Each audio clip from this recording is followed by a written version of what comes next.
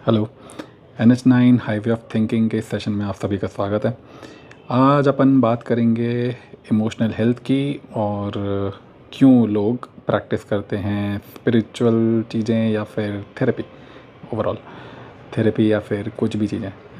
अम, होता क्या है कि कोई अगर बात करे कि भाई मैं अध्यात्म में हूँ या फिर प्राणायाम करता हूँ, योग करता हूँ, तो कई लोगों का रिएक्शन उस तरीके का होता है कि भाई कहाँ तुम संत बनने जा रहे हो, या फिर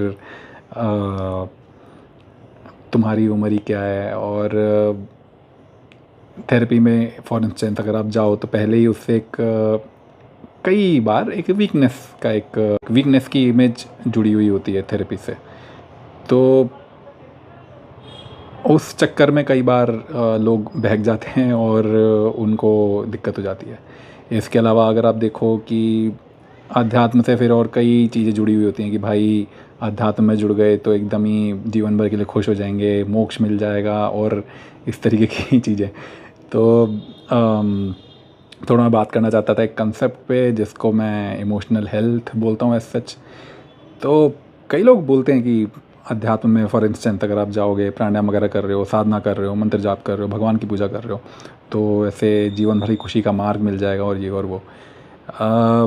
पिछली वीडियो में मैंने इमोशंस पे मेनली इसलिए बात करी थी क्योंकि इमोशंस को एज अ बॉडी स्टेट देखना चाहिए। और सिंस अपन एक ऐसे एनवायरनमेंट में रहते हैं जहाँ पर बाहर की चीज़ें चेंज होती रहती हैं, तो नेचुरल सी बात है कि अगर बाहर कुछ चेंज होगा तो फिर अंदर भी कुछ चीज़ें चेंज होती ही होती रहेंगी।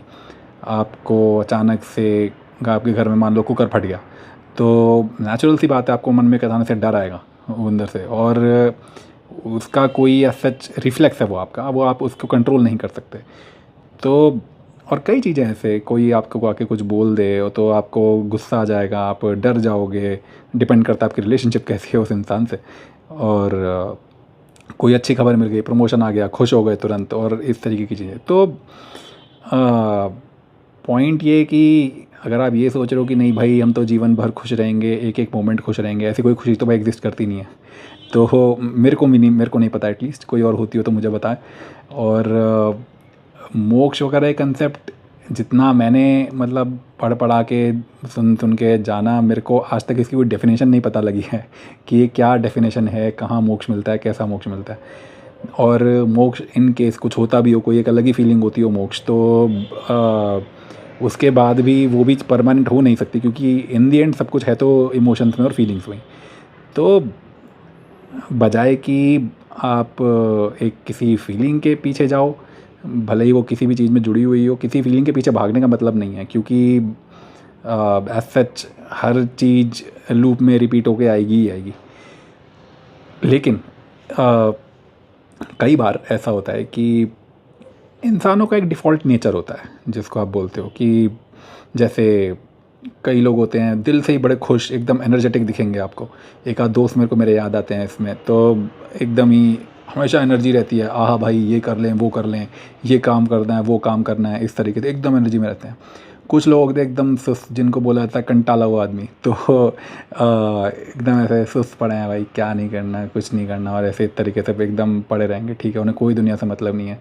कुछ लोग होते हैं एकदम गुस्से में, हमेशा एक चीज़ आप छेड़ दो बस उनको, कहते हड़ा एकदम गुस्सा आ जाएगा।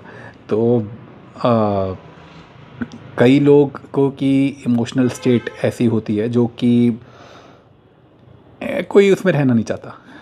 ईजीएस्ट से कि कोई भी बंदा ओवर थिंक करते हुए नहीं रहना चाहता फॉर एग्जांपल, या फिर कोई बंदा डिप्रेशन में बाई चॉइस नहीं रहना चाहता।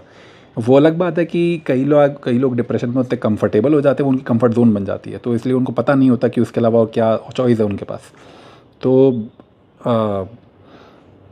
एज सच किसी भी सेल्फ केयर प्रैक्टिस, आप जिसको भी वर्कआउट बोलो, किसी को भी थेरेपी बोलो, स्पिरिचुअल प्रैक्टिस बोलो, प्राणायाम बोलो, योगा बोलो, तमाम चीज़ें एग्जिस्ट करती हैं। तो इन दी एंड इन सारी प्रैक्टिसेस का गोल, मैं जितना समझता हूँ कि एक आपका इमोशनल एक नेचर को इम्प्रूव करना है। नेचर माने कि आप दिन में मान लो कि आपके एक टाइम था जब मेरे मतलब दिन में एकदम ऐसे 90% ऑफ द टाइम किसी न किसी अंदर मेंटल सिनेरियो में एंगर या हर्ट ही चल रहा होता था।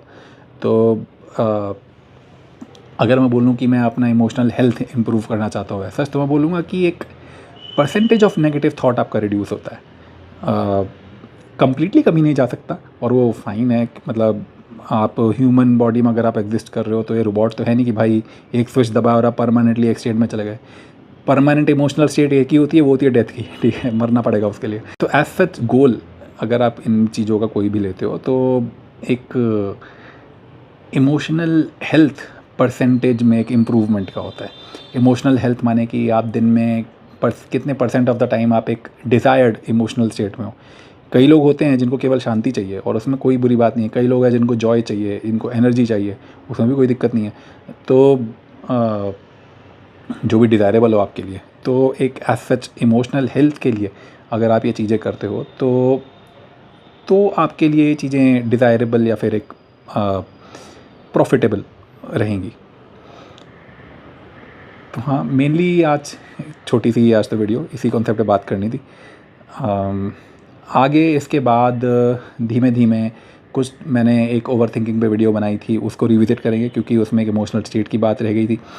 इसके अलावा अब मैं सोच रहा हूँ कि धीमे धीमे करके जो भी एक एक करके टॉपिक्स हैं, प्राणायाम है, योगा है, वर्कआउट है, मंत्र जाप है, इंडियन भगवान सिस्टम, डीटी सिस्टम जिसको आप बोलोगे, उसके क्या क्या बेनिफिट्स हैं आपके इमोशनल हेल्थ के लिए जिसको आप यूज़ कर सकते हो। तो इन चीज़ों पर देखते हैं वीडियो बनाना, और बाकी जो टॉपिक किसी के दिमाग में आए तो प्लीज़ पूछिए। तो हाँ, थैंक यू फॉर लिसनिंग।